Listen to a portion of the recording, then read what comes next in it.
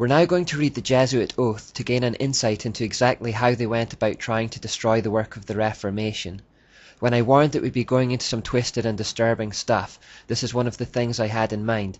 It's an extremely disturbing document, but it's important to go over it, as it doesn't just give us insight into the Jesuits. By proxy, it gives us deep insight into the mind of our demonic enemy as a whole, and the tactics that Satan may still employ today against us. Remember, he has no new tricks. Incidentally, I'll post a copy of this in the notes section of the Fuel Project Facebook page if you want to read it again. My son, you have been taught to act the dissembler. Amongst the Roman Catholics to be a Roman Catholic, and to be a spy even among your own brethren, to believe no man, to trust no man. Among the Reformers to be a Reformer, among the Huguenots to be a Huguenot, among the Calvinists to be a Calvinist, among the Protestants generally to be a Protestant, and obtaining their confidence to seek even to speak from their pulpits, and to denounce with all vehemence in your nature our holy religion and the Pope, and even to descend so low as to become a Jew amongst the Jews, that you might be enabled to gather together all information for the benefit of your order as a faithful soldier of the Pope. You have been taught to insidiously plant the seeds of jealousy and hatred between states that were at peace, and incite them to deeds of blood involving them in war with each other, and to create revolutions and civil wars in communities, provinces and countries that were independent and prosperous, cultivating the arts and the sciences, and enjoying the blessings of peace. To take sides with the combatants, and to act secretly in concert with your brother Jesuit, who might be engaged on the other side, but openly opposed to that which you might be connected, only that the Church might be the gainer in the end, in the conditions fixed in the treaties for peace, and that in the end justifies the means.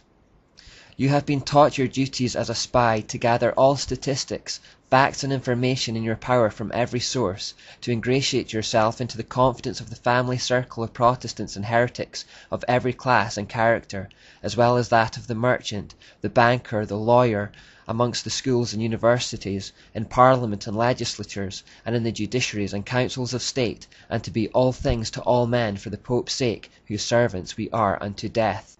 You have received all your instructions heretofore as a novice, a neophyte, and have served as a coadjutor, confessor, and priest, but you have not yet been invested with all that is necessary to command in the army of Loyola in the service of the Pope. You must serve the proper time as the instrument and executioner as directed by your superiors, for none can command here who has not consecrated his labours with the blood of the heretic, for without the shedding of blood no man can be saved. Therefore, to fit yourself for your work and make your own salvation sure, you will, in addition to your former oath of obedience to your order and allegiance to the Pope, repeat after me. I promise that, and declare that I will, when opportunity presents, make and wage relentless war, secretly or openly, against all Protestants and Liberals as I am directed to do, to extirpate and exterminate them from the face of the whole earth, and that I will spare neither age, sex, or condition, and that I will hang, burn, waste, boil, flay, strangle, and bury alive these infamous heretics, rip up the stomachs and wombs of their women, and crush their infants' heads against the walls, in order to annihilate for ever their execrable race. That when the same cannot be done openly, I will secretly use the poisoned cup, the strangulating cord, the steel of the poniard, or the leaden bullet, regardless of the honour, rank, dignity, or authority of the person or persons, whatever may be their condition in life, either public or private, as I at any time may be directed to do so by any agent of the Pope, or superior of the Brotherhood of the Holy Faith, the Society of Jesus. By reading these words we gain a full appreciation of their shocking tactics, which can be summed up like this.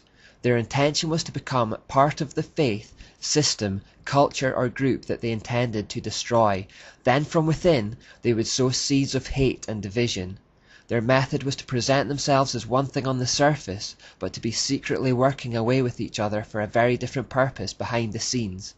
They would sometimes pretend to be enemies on opposing sides in public, but behind the scenes they were actually cohorts, working together towards the same goal. This type of attack is sometimes referred to as becoming a fifth column, meaning that the most effective way to attack something is not from the north, or the south, or the east, or the west, but from within. Cicero once said, A nation can survive its fools and even the ambitious, but it cannot survive treason from within. An enemy at the gates is less formidable, for he is known and he carries his banners openly. But the traitor moves among those within the gates freely, his sly whispers rustling through all the alleys, heard in the very halls of government itself. For the traitor appears not traitor, he speaks in the accents familiar to his victims, and he wears their face and their garments, and he appeals to the baseness that lies deep in the hearts of all men. He rots the soul of a nation, he works secretly and unknown in the night, to undermine the pillars of a city. He infects the body politic, so that it can no longer resist. A murderer is less to be feared. The fifth column tactic is of course a trademark of Satan. It was the very tactic he used to persuade a third of the angels to fall with him and to become his army of demons. He went around whispering in the ears of anyone who would listen to turn them against God. More recently, ex-witches have spoken of being assigned to local churches by their coven with the aim of being involved in the congregation on the surface, but all the while secretly working against it from within, frustrating its aims and unity. If something is attacked from without, it will put up its defenses and fight back, but if, by using deceit, the attacker can become part of the thing it wishes to destroy and gains the trust of those involved, they can take it down from within. But could we really expect any human being to carry out the acts described in this monstrous Jesuit oath?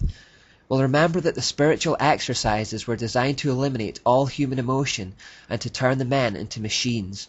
And just as demonic influence was so clearly at work in Loyola's cave experience, so they are involved in the spiritual exercises. H. Boehmer in Les Jesuits writes, "We imbue unto him spiritual forces which he would find very difficult to eliminate later. These forces can come up again to the surface, sometimes after years of not even mentioning them, and become so imperative that the will finds itself unable to oppose any obstacle, and has to follow their irresistible impulse." In other words, through the spiritual exercises, the Jesuit initiate becomes possessed and finds themselves compelled to act according to the will of these demonic forces within.